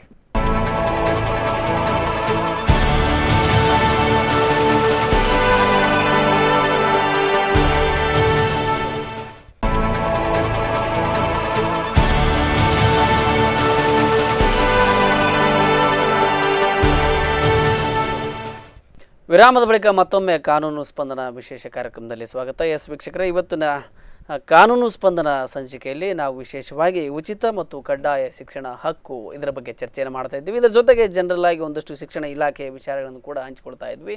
ಈ ಹಿನ್ನೆಲೆಯಲ್ಲಿ ನೋಡುವಾಗ ಈ ಉಚಿತ ಮತ್ತು ಕಡ್ಡಾಯ ಶಿಕ್ಷಣ ಹಕ್ಕು ಅಂತಕ್ಕಂಥದ್ದು ಯಾವ ರೀತಿಯಾಗಿದೆ ಅಂತಕ್ಕಂಥ ರೂಪರೇಷೆಯನ್ನು ನೀವು ನೋಡಿದರೆ, ಹಾಗೆ ಈ ಉಚಿತ ಮತ್ತು ಕಡ್ಡಾಯ ಶಿಕ್ಷಣವನ್ನು ಪಡಿಬೇಕಾದ್ರೆ ಏನೇನು ವಿಶೇಷವಾದಂಥ ಅರ್ಹತೆಗಳಿಂದ ಸರ್ಕಾರ ನಿಗದಿ ಮಾಡಿರುತ್ತೆ ಅನ್ನೋದ್ರ ಬಗ್ಗೆಯೂ ಕೂಡ ಹೇಳಿದರು. ಈಗ ಮುಂದುವರೆದು ಇದರ ಒಂದಷ್ಟು ಏನೇನು ಈ ಗೊಂದಲಗಳು ಅಸ್ಪಷ್ಟತೆಗಳು ಕೂಡ ಚರ್ಚೆ ಆಯಿತು. ಅದಕ್ಕಿಂತ ಒಂದು ಹೆಜ್ಜೆ ಮುಂದೆ ಹೋದಾಗ ನಾವು ಇವತ್ತು ಹಳ್ಳಿಗಾಡಿನ ಪರಿಸ್ಥಿತಿ ಮತ್ತು ನಗರ ಪ್ರದೇಶಗಳಲ್ಲಿ ಈ RTE ಅಂತಕ್ಕಂಥದ್ದು ಯಾವ ರೀತಿಯಲ್ಲಿ ಜಾರಿಯಾಗಿದೆ, ಅದರ ತೊಡಕುಗಳೇನಿದೆ ಅನ್ನೋದನ್ನು ನಾವು ಸರ್ ಜೊತೆ ಈಗ ಮತ್ತೆ ಚರ್ಚೆ ಮಾಡೋಣ. ಎಸ್ ಸರ್, ವೆಲ್ಕಮ್ ಬ್ಯಾಕ್ ಕಾನೂನು ಸ್ಪಂದನ. ಹಾಗೆ ಸರ್, ಇವತ್ತಿನ ತಾವು ಸಾಕಷ್ಟು ವಿಚಾರಗಳನ್ನ ಇದುವರೆಗೆ ಹೇಳಿದ್ರೆ, ಈಗ ನಾವು ನೋಡುವುದಾಗೆ RTE ಅಂತಕ್ಕಂಥದ್ದು ಗ್ರಾಮೀಣ ಪ್ರದೇಶದಲ್ಲಿ ಎಷ್ಟು ಜನ ಫಲಾನುಭವಿಗಳು ಆಗಲಿಕ್ಕೆ ಅರ್ಹರಿದ್ದಾರೆ ಅವರಿಗೆ ಇನ್ನೂ ಸಹ ಮಾಹಿತಿ ಇಲ್ಲ. ಸುಮಾರು ಕಡೆ ನೋಡೋದಾದರೆ ಇವತ್ತು ಉಡುಪಿ ಅಂತ ಮಂಗಳೂರಿನಂಥ ದೊಡ್ಡ ದೊಡ್ಡ ನಗರ ಪ್ರದೇಶಗಳಲ್ಲಿ ಕಾನೂನು ಬಲ್ಲವರು ಅದನ್ನು ಅಪ್ಲೈ ಮಾಡ್ತಕ್ಕಂಥದ್ದು ಈ ರೀತಿಯಾದಂಥ ಒಂದಷ್ಟು ಪ್ರೋಸೆಸ್ ಇದೆ. ಬಿಟ್ಟರೆ ಗ್ರಾಮೀಣ ಪ್ರದೇಶಗಳಲ್ಲಿ ನಿಜಕ್ಕೂ ಇದರ ಅಗತ್ಯತೆ ಇರ್ತಕ್ಕಂಥವ್ರು 5-6 ಕಿಲೋಮೀಟರ್ ದೂರ ಇರ್ತಕ್ಕಂಥ ಹೋಬಳಿಗಳಲ್ಲಿ ಏನು ಪ್ರೈವೇಟ್ ಸ್ಕೂಲ್ಗಳಿದ್ದಾವೆ, ಅಲ್ಲಿ ತಮ್ಮ ಒಂದು ಕಾಯ್ದೆಯನ್ನು ಬಳಸಿ ತಮಗೆ ಇರ್ತಕ್ಕಂಥ ಅವಕಾಶವನ್ನು ಬಳಸಿಕೊಂಡು ತಮ್ಮ ಮಕ್ಕಳಿಗೆ ಶಿಕ್ಷಣವನ್ನು ಕೊಡಿಸ್ಲಿಕ್ಕೆ ಎಲ್ಲೋ ಒಂದು ಕಡೆ ವಿಫಲತೆಯನ್ನು ಕಾಣ್ತಾ ಇದ್ದಾರೆ. ಇದು ಈ RTEಯನ್ನು ಅನುಷ್ಠಾನಗೊಳಿಸುವಂತಹ ಜವಾಬ್ದಾರಿ, ಒಟ್ಟು ಜವಾಬ್ದಾರಿ ಶಿಕ್ಷಣ ಇಲಾಖೆ ಮತ್ತು ಜಿಲ್ಲಾಧಿಕಾರಿ. ಇದ್ರ ಬಗ್ಗೆ ಅವೇರ್ನೆಸ್ ಆಗ್ತಾ ಇಲ್ವಾ ಅಂತ ಅದು ಮಾಹಿತಿಯನ್ನು ಕೊಡಬೇಕಾದದ್ದು ಆಕ್ಚುಲಿ ಈ RTE ಪ್ರಕಾರ ಸರ್ಕಾರದ ಜವಾಬ್ದಾರಿ ಏನಂದ್ರೆ ಅದರ ಬಗ್ಗೆ ಬೇಕಾದಷ್ಟು ಪ್ರಚಾರವನ್ನು ಮಾಡಬೇಕು. ಅಥವಾ ಒಂದು ಸರ್ಕ್ಯುಲರ್ ಬಂದಾಗ, ಈಗ ಇತ್ತೀಚೆಗೆ ಮೊನ್ನೆ ನಮ್ಗೇನೆ ಗೊತ್ತಿಲ್ಲ ಕೆಲವು ಸರ್ಕ್ಯುಲರ್ಗಳು, ಇದನ್ನ ಪೇಪರ್ಗಳಲ್ಲಿ ಹಾಕ್ಬೇಕಾಗುತ್ತೆ. ಅದನ್ನ ಹಾಕುವಂತ ಜವಾಬ್ದಾರಿ ಸರ್ಕಾರದ್ದು. ಈಗ ಒಂದು ಸುತ್ತೋಲೆಗಳು ಹೇಗಿರ್ತವೆ ಅಂದ್ರೆ, 1 ತಿಂಗಳ ಹಿಂದೆ ಇದ್ದದ್ದು ಅಥವಾ 15 ತಿಂಗಳ ಹಿಂದೆ ಇದ್ದದ್ದು ಅಥವಾ ಯಾವುದೋ ಒಂದು ಪರಿಸ್ಥಿತಿಗೆ ಸಂಬಂಧಪಟ್ಟು ಕೆಲವು ಚೇಂಜಸ್ ಮಾಡಿರ್ತಾರೆ. ಈ ಬದಲಾವಣೆಗಳನ್ನ ಪತ್ರಿಕೆಗಳೇ ಕೊಡ್ಬೇಕು. ಅದನ್ನು ಪತ್ರಿಕೆ ಅಂತಿದ್ದಂಗೆ ನನಗೆ ಒಂದು ನೆನಪಿಗೆ ಬರ್ತದೆ ಸರ್. ಈಗ ಸರ್ಕಾರ ಇದನ್ನೆಲ್ಲ ಅವೇರ್ನೆಸ್ ಮೂಡಿಸಬೇಕು ಅನ್ನೋ ಹಿನ್ನೆಲೆ ನೋಡೋದಾದ್ರೆ, ಈಗ ರಾಜ್ಯ ಸರ್ಕಾರದಲ್ಲಿ ವಾರ್ತಾ ಇಲಾಖೆ ಇದೆ, ಕೇಂದ್ರ ಸರ್ಕಾರದಲ್ಲಿ ಇದೆ, ಸಾಕಷ್ಟು ಬೇಡವಾದ ಪ್ರಚಾರಗಳನ್ನೆಲ್ಲ 108 ಗಾಡಿ ಮೇಲೆ ಇನ್ನೊಂದ್ರ ಮೇಲೆ ಪೋಸ್ಟಲ್ ಅಂಟಿಸಿ ಎಲ್ಲ ಮಾಡ್ತಾರೆ. ಇಂಥ ಒಂದು ಅಗತ್ಯ ಅರಿವು ಮೂಡಿಸ್ತಕ್ಕಂಥ ಕಾರ್ಯಕ್ರಮಗಳ ಬಗ್ಗೆ ಯಾಕೆ ಸರ್ಕಾರಗಳು ಈ ರೀತಿಯಾದಂಥ ಹೆಚ್ಚಿನ ಪ್ರಚಾರವನ್ನು ಮಾಡಿಸಿ ಅಥವಾ ಹೆಚ್ಚಿನ ಅವೇರ್ನೆಸ್ ಅನ್ನು ಮೂಡಿಸಿ ಇದನ್ನ ತಲುಪಬೇಕಾದವರಿಗೆ ತಲುಪಲಿಕ್ಕೆ ಯೋಚನೆಯನ್ನು ಮಾಡ್ತಾ ಇಲ್ವಾ ಅಂತ? ಅಲ್ಲ, ಸರ್ಕಾರ ಏನ್ ಮಾಡ್ಬೋದು, ಪ್ರಾಜೆಕ್ಟ್ ಮಾಡ್ಬೋದು, ಸುತ್ತೋಲೆಗಳನ್ನು ಕೊಡ್ಬೋದು, ಖಂಡಿತ. ಅನುಷ್ಠಾನ ಮಾಡುವವರು ಅಧಿಕಾರಿಗಳು ನಮ್ಮ ಖಾಸಗಿ ಶಿಕ್ಷಣ ಸಂಸ್ಥೆಗಳ ಜೊತೆ ಹೊಂದಾಣಿಕೆ ಮಾಡಿಕೊಂಡ್ರೆ ಇದರಲ್ಲಿ ಏನಾಗತ್ತೆ, ಇದು ಕಾಣುವಂಥದ್ದು ಏನಂದ್ರೆ ಅಧಿಕಾರಿಗಳು ಖಾಸಗಿ ಶಿಕ್ಷಣ ಸಂಸ್ಥೆಗಳ ಮೇಲೆ ಜೊತೆ ಹೊಂದಾಣಿಕೆಯನ್ನು ಮಾಡ್ಕೊಂಡಿದ್ದಾರೆ. ಮತ್ತೆ ಗ್ರಾಮೀಣ ಪ್ರದೇಶಕ್ಕೆ ಬಂದಾಗ ಈಗ ಈ ಭಾಗದ ಜನರ ಹೇಗಂತ ಗೊತ್ತಿಲ್ಲ. ಇತ್ತೀಚೆಗೆ ಕಳೆದ ಬಾರಿ ನಾನು DC ಆಫೀಸ್ ಮೀಟಿಂಗ್ ಹೋದ್ಮೇಲೆ ಬಂದ ನಂತರ ನನ್ನ ಮೊಬೈಲ್ ನಂಬರ್ ಹೇಗೆ ಕಲೆಕ್ಟ್ ಮಾಡಿದ್ರೆ ನನಗೆ ಗೊತ್ತಿಲ್ಲ, ನನಗೆ ಗ್ರಾಮೀಣ ಪ್ರದೇಶದಿಂದಲೇ ಹಲವು ಕರೆಗಳು ಬಂದಿದೆ. ಸರ್ ಈ ರೀತಿ ಇದೆ ನಮ್ದು ಈ ರೀತಿ ಸಮಸ್ಯೆ. ಒಂದು ರೀತಿಯಲ್ಲಿ ಮಾಹಿತಿ ಗ್ರಾಮೀಣ ಪ್ರದೇಶದಲ್ಲಿ ಜಾಸ್ತಿ ಇದೆ ಆದ್ರೆ ಅವಕಾಶವಾಗ್ತಾ ಇಲ್ಲ. ಅಲ್ಲಿ ಏನಾಗತ್ತೆ, ಶಿಕ್ಷಣ ಸಂಸ್ಥೆಗಳು ದೂರ ಇರಬಹುದು. ಹಾಗಿದ್ದಾಗ RT ಕಾಯ್ದೆ ಏನೇ ಹೇಳುತ್ತಂದ್ರೆ, ಕಾಯ್ದೆ ಪ್ರಕಾರ ಶಿಕ್ಷಣ ಸಂಸ್ಥೆಗಳನ್ನ ಗ್ರಾಮೀಣ ಪ್ರದೇಶದಲ್ಲಿ ನೀವು ಇನ್ನೊಂದು ಅದರ ಬಗ್ಗೆ ಪೂರಕವಾಗಿ ಹೇಳೋದ್ರೆ, ಗ್ರಾಮೀಣ ಪ್ರದೇಶದಲ್ಲಿ ಪಂಚಾಯತ್ ಇದೆ. ಹೌದು, ಗ್ರಾಮ ಪಂಚಾಯತ್ ಏನಿದೆ ಅವ್ರ ಜವಾಬ್ದಾರಿ ತಗೊಳ್ಬೇಕು. PDO ಏನ್ ಹೇಳ್ತೇವೆ ಅವ್ರ ಜವಾಬ್ದಾರಿ ತಗೊಳ್ಬೇಕು. ಸ್ವತಃ ಸಂಸ್ಥೆಗಳಿಗೆ ಭೇಟಿ ಮಾಡ್ಬೇಕು. ಯಾರಿಗೆ ಅಂತ ಇವರು ಒಂದು ಪರ್ಸನ್ಸ್ ನ ತೋರಿಸ್ಬೇಕು, ಇವ್ರಿಗೆ ಇದು ನೀಡಿದೆ. ಗ್ರಾಮ ಪಂಚಾಯತ್ ಸದಸ್ಯರದ್ದು ಜವಾಬ್ದಾರಿ ಇದೆ. ಇಲ್ಲಿ ಎಲ್ಲಿ ಜವಾಬ್ದಾರಿ ಇದೆ ಅಂದ್ರೆ, ಅಧಿಕಾರಿ ಯಾರ್ಯಾರಿಗೆ ಕೊಟ್ಟಿದ್ದಾರೆ, ಗ್ರಾಮ ಪಂಚಾಯತ್ ಸದಸ್ಯರಿಗೆ ಕೊಟ್ಟಿದ್ದಾರೆ, ಗ್ರಾಮ ಪಂಚಾಯತ್ PDO ಯಾರಿದ್ದಾರೆ ಅವ್ರಿಗೆ ಕೊಟ್ಟಿದ್ದಾರೆ, ಅದೇ ರೀತಿ ಇವ್ರಿಗೆ ಕೊಟ್ಟಿದ್ದಾರೆ ಜಿಲ್ಲಾ ಪಂಚಾಯತ್. ಹಾಗಾಗಿ ಪ್ರಚಾರಕ್ಕೆ ಎಲ್ಲೂ ತೊಡಕಿಲ್ಲ, ಅದನ್ನು ಬಳಸಲಿಕ್ಕೆ ಎಲ್ಲೂ ತೊಡಕಿಲ್ಲ. ಮನೋಧರ್ಮ ಬೇಕು, ನಮ್ಮಲ್ಲಿ ನಿರ್ಣಯ ಬೇಕು. ಎಲ್ಲರೂ ಕೂಡ ಎಲ್ಲ ವ್ಯಕ್ತಿಗಳು ಅಥವಾ ಯಾರು ಅಧಿಕಾರ, ನಾನಿಷ್ಟೇ ಹೇಳಬಲ್ಲೆ, ಯಾರೇ ಒಬ್ಬ ಅಧಿಕಾರಿ, ನೀವು ಯಾವುದೇ ಡೆಸಿಗ್ನೇಷನ್ ಇರಲಿ, ಶಿಕ್ಷಣಾಧಿಕಾರಿ ಇರಲಿ ಅಥವಾ ಪಂಚಾಯತ್ ಇರಲಿ, ನೀವು ನಿಮ್ಮ ಸ್ಥಾನಕ್ಕೆ ಜಸ್ಟಿಸ್ ನ್ಯಾಯ ಒದಗಿಸ್ತೀರಾ, ನೀವು ನಿಮ್ಮ ಸ್ಥಾನಕ್ಕೆ ನ್ಯಾಯ ಒದಗಿಸ್ತೀರಾದ್ರೆ ಕಾಯ್ದೆಯನ್ನು ನೀವು ಓದ್ಕೊಳ್ಳಿ. ನಿಮ್ಗೆ ಓದ್ಲಿಕ್ಕೆ ಒಂದು ವೇಳೆ ಸಾಧ್ಯ ಇಲ್ಲ, ಅಷ್ಟು ಅರ್ಥ ಮಾಡಿಕೊಳ್ಳಿಕ್ಕೆ ಅವಕಾಶ ಇಲ್ಲ, ನಮ್ಮನ್ನು ಸಂಪರ್ಕಿಸಿ. ನಮ್ಮ ನಂಬರ್ ಬೇಕಾದ್ರೆ ಹಾಕ್ಬೋದು, ಸಂಪರ್ಕಿಸಿ. ಅದಕ್ಕೆ ವ್ಯವಸ್ಥೆಯನ್ನು ಮಾಡ್ತೇವೆ. ದಯವಿಟ್ಟು ನಮ್ಮ ಸಂಪನ್ಮೂಲ ಏನಿದೆ ಆ ಸಂಪನ್ಮೂಲವನ್ನ ಸಂಪದ್ಭರಿಸಗೊಳಿಸಿ. ಯಾವತ್ತು ಆ ಸಂಪನ್ಮೂಲವನ್ನ, ಯಾಕಂದ್ರೆ ಈಗ ನಮ್ಮ ಮುಂದಿರುವಂತ ಏನು ಮಕ್ಕಳಿದ್ದಾರೆ, ಆ ಮಕ್ಕಳಿಗೆ ಸರ್ಕಾರ ಕಾಯ್ದೆ ತಂದಿದೆ. ಕಾಯ್ದೆ ತರುವಂತ ಅವಶ್ಯಕತೆ ಇರಲಿಲ್ಲ, ಆದ್ರೆ ಯಾಕೆ ಅನಿವಾರ್ಯವಾಗಿ ಕಾಯ್ದೆಯನ್ನು ತರಬೇಕಾಯ್ತು? ಯಾಕಂದ್ರೆ ಈ ಖಾಸಗಿ ಶಿಕ್ಷಣ ಸಂಸ್ಥೆಗಳು ರಾಕ್ಷಸೀಯವಾಗಿ ವರ್ತಿಸ್ತಾ ಇದೆ. ಶಿಕ್ಷಣ ಸಂಸ್ಥೆ ಅಂತ ಹೇಳಿದಾಗ ಯಾರು ಕೂಡ ಮಕ್ಕಳಿದ್ದವ ಅಲ್ಲಿ ಹತ್ತಿರ ಹೋಗುವಂತ ಸ್ಥಿತಿ ಇಲ್ಲ. ಹಾಗಾಗಿ ಇಲ್ಲಿ ಪ್ರಚಾರಕ್ಕೆ ಬೇರೆ ಏನು ಬೇಕಾಗಿಲ್ಲ. ಇದ್ದಂತ ಅಧಿಕಾರಿಗಳು ಇದ್ದಂತ ಅಧಿಕಾರವನ್ನು ಉಪಯೋಗಿಸಿದರೆ ಅಷ್ಟೇ ಸಾಕು. ಪ್ರಾಯೋಗಿಕವಾಗಿ ಇದನ್ನ ಎಲ್ಲ ಅನುಷ್ಠಾನಕ್ಕೆ ತರಬೇಕಾದ ಅಗತ್ಯತೆ ಎಲ್ಲ ಇದೆ, ವ್ಯವಸ್ಥೆ ಇದೆ, ಸರ್ಕ್ಯುಲರ್ ಇದೆ, ಎಲ್ಲ ಇದೆ. ಇನ್ನೇನ್ ಬೇಕಾಗಿದೆ? ಆಕ್ಟಿವ್ ಆಗಬೇಕಾಗಿದೆ. ನೀವು ಎಚ್ಚೆತ್ತುಕೊಳ್ಳಿ, ನಿದ್ದೆ ಮಾಡಬೇಡಿ. Yes sir. ಹಾಗೆ ಮತ್ತೊಂದು ಕೇಳೋದಾದ್ರೆ, ಈ ಸಮಾಜದಲ್ಲಿ ಇರ್ತಕ್ಕಂಥ ಟ್ರಸ್ಟ್ಗಳಾಗಿರ್ಬೋದು, ಸಂಘ ಸಂಸ್ಥೆಗಳಾಗಿರ್ಬೋದು, ಸಾಮಾಜಿಕ ಸೇವೆಯನ್ನು ಮಾಡ್ತಕ್ಕಂಥ ಹಂಬಲ ಉಳ್ಳಂಥವ್ರಾಗಿರ್ಬೋದು, ಅವ್ರಿಗೆ ನೀವು ಏನು ಸಲಹೆಯನ್ನು ಕೊಡ್ತೀರಿ? ಈ ವಿಶೇಷವಾಗಿ RT ಮಕ್ಕಳಿಗೆ ಉಪಯೋಗವಾಗ್ತಕ್ಕಂಥ ಈ ಕಾಯ್ದೆಯನ್ನು ಹೆಚ್ಚು ಪ್ರಸಾರ ಮಾಡಲಿಕ್ಕೆ ಮತ್ತು ಇದನ್ನು ಸೂಕ್ತವಾದಂಥ ಸ್ಥಳಗಳಿಗೆ, ಸೂಕ್ತವಾದಂಥ ಸಂಸ್ಥೆಗಳಿಗೆ, ಆ ರೀತಿಯ ಅರ್ಹತೆ ಇರತಕ್ಕಂಥ ವಿದ್ಯಾರ್ಥಿಗಳನ್ನ ಸೇರಿಸಲಿಕ್ಕೆ. ಈಗ ವಿದ್ಯಾರ್ಥಿಗಳನ್ನ ಕಾಯ್ದೆ ಪ್ರಕಾರ ಇನ್ನೊಂದು ವಿಚಾರ ಮುಖ್ಯವಾಗಿ ಹೇಳಬೇಕಾಗಿದೆ. ಸಂಘ ಸಂಸ್ಥೆ ಯಾರೇ ಕೂಡ ಅವರ ನೆರೆಹೊರೆಯಲ್ಲಿ ಯಾವುದೇ ವ್ಯಕ್ತಿ, ಈಗ ಕಳೆದ 1 ವರ್ಷದಲ್ಲಿ ನಾವು ಹಲವು ವಿದ್ಯಾರ್ಥಿಗಳನ್ನ, ಶಾಲೆಗೆ ಸೇರದಂತ ವಿದ್ಯಾರ್ಥಿ ನಮಗೆ ಫೋನ್ ಕಾಲ್ ಬಂದಾಗ ಕೂಡಲೇ ವ್ಯವಸ್ಥೆ ಮಾಡಿ ಅವರನ್ನು ಹೋಗಿ ಕನಿಷ್ಠ ಸರ್ಕಾರಿ ಸ್ಕೂಲಲ್ಲೆಲ್ಲ ಸೇರಿಸ್ತಾ ಇದ್ದೇವೆ. ನಾವು ಪ್ರಸ್ತುತ ಪರಿಸ್ಥಿತಿಯಲ್ಲಿ ನಿಮ್ಮ ಕಣ್ಣೆದುರಿಗೆ ಯಾವುದೇ ವಿದ್ಯಾರ್ಥಿ 14 ವರ್ಷದ ಒಳಗಿನ ಯಾವುದೇ ಒಬ್ಬ ಹುಡುಗ ಅವ್ರನ್ನ ಶಾಲೆಗೆ ಕೆಲಸಕ್ಕೆ ಹೋಗ್ತಾ ಇದ್ದಾರೆ ಅಥವಾ ಬೀದಿಯಲ್ಲಿ ಹೋಗ್ತಾ ಇದ್ದಾರೆ, ಅಥವಾ 1-2 ದಿವಸ ನಿಮ್ಮ ಮುಂದೆ ಕಣ್ಣೆದುರಿಗೆ ಅಲ್ಲಿ ಬೀದಿಯಲ್ಲಿ ಹೋಗೋದನ್ನ ನೋಡ್ಕೊಂಡ್ರೆ, ನೀವು ದಯವಿಟ್ಟು ನಮ್ಮ ಮಕ್ಕಳ ಹಕ್ಕು ಚೈಲ್ಡ್ ಲೈನ್ ಇದೆ, ಚೈಲ್ಡ್ ಲೈನ್ ತಿಳಿಸಬಹುದು, ಅಥವಾ ನಮಗೂ ತಿಳಿಸಬಹುದು. ನೀವೇ ಸ್ವತಃ ಆ ನಿಮ್ಮ ನೆರೆಹೊರೆಯಲ್ಲಿ ಇರುವಂತ ಯಾವುದೇ ಸ್ಕೂಲ್ಗಳಿಗೆ ಕೊಂಡೋಗಿ ಸೇರಿಸಬೇಕು. ಯಾಕಂದ್ರೆ ಯಾವ ಒಬ್ಬ ವ್ಯಕ್ತಿ ಕೂಡ ಶಿಕ್ಷಣ ವಂಚಿತನಾಗಬಾರದು. ಇವತ್ತು ತಮಗೆ ಯಾವುದಾದ್ರೂ ಸಮಸ್ಯೆಗಳಿದ್ರೆ ನಮ್ಮವನ್ನು ಸಂಪರ್ಕಿಸಿ, ನಾವು ಅಂತ ಒಂದು ವಿಚಾರ ಬಗ್ಗೆ ಮುಕ್ತವಾಗಿ ಚರ್ಚಿಸಲಿಕ್ಕೆ ತಯಾರಿ. Yes sir. ಇವತ್ತಿನ ಕಾನೂನು ಸ್ಪಂದನದಲ್ಲಿ ವಿಶೇಷವಾಗಿ RT ಬಗ್ಗೆ ಸಾಕಷ್ಟು ಮಾಹಿತಿಯನ್ನು ನೀಡಿದ್ರಿ, ಮತ್ತೆ ಸಮಾಜಕ್ಕೂ ಕೂಡ ಇದರ ಅಗತ್ಯತೆ ಹೇಗಿದೆ ಅನ್ನೋ ವಿಚಾರ ಬಗ್ಗೆ ಸಾಕಷ್ಟು ವಿಶ್ಲೇಷಣೆ ಮಾಡಿದ್ರಿ. ಕಾರ್ಯಕ್ರಮದಲ್ಲಿ ಭಾಗವಹಿಸಿದ್ದಕ್ಕೆ ತಮಗೆ ಸಾಕಷ್ಟು ಧನ್ಯವಾದಗಳು ಸರ್. ನಮ್ಗೆ ಇಲ್ಲಿ ಬಂದು ಈ ಚರ್ಚೆಯನ್ನು ಮಾಡ್ಲಿಕ್ಕೆ ಅವಕಾಶ ಕೊಟ್ಟದ್ದಕ್ಕೆ ಸ್ಪಂದನ ಟಿವಿಗೂ ನಾನು ಧನ್ಯವಾದ. Thank you sir, thank you so much. Yes ವೀಕ್ಷಕರೇ, ಇವತ್ತಿನ ವಿಶೇಷ ಕಾನೂನು ಸ್ಪಂದನದಲ್ಲಿ RT ಬಗ್ಗೆ ಸಾಕಷ್ಟು ಚರ್ಚೆ ಆಯಿತು. ಇದರ ವಿಶ್ಲೇಷಣೆಯನ್ನು ತಾವು ಕೂಡ ಪುನರ್ ಮನನ ಮಾಡಿಕೊಂಡು ಇದರ ಅಗತ್ಯತೆಯನ್ನು, ಇದರ ಪ್ರತಿಫಲವನ್ನು ಪಡಿಬೇಕು ಅಂತಕ್ಕಂಥ ಕಾಳಜಿಯೊಂದಿಗೆ ಈ ಕಾರ್ಯಕ್ರಮವನ್ನು ಮುಗಿಸೋಣ. ಇದೇ ಹೊತ್ತಿನ ವಿಶೇಷ. ನೋಡ್ತಾ ಇರಿ ನಿಮ್ಮನ್ನ ನಿರಂತರ ಸುದ್ದಿ, ಮಾಹಿತಿ ಮತ್ತು ಮನೋರಂಜನೆಗಾಗಿ ಸ್ಪಂದನ TV. ನಮಸ್ತೆ.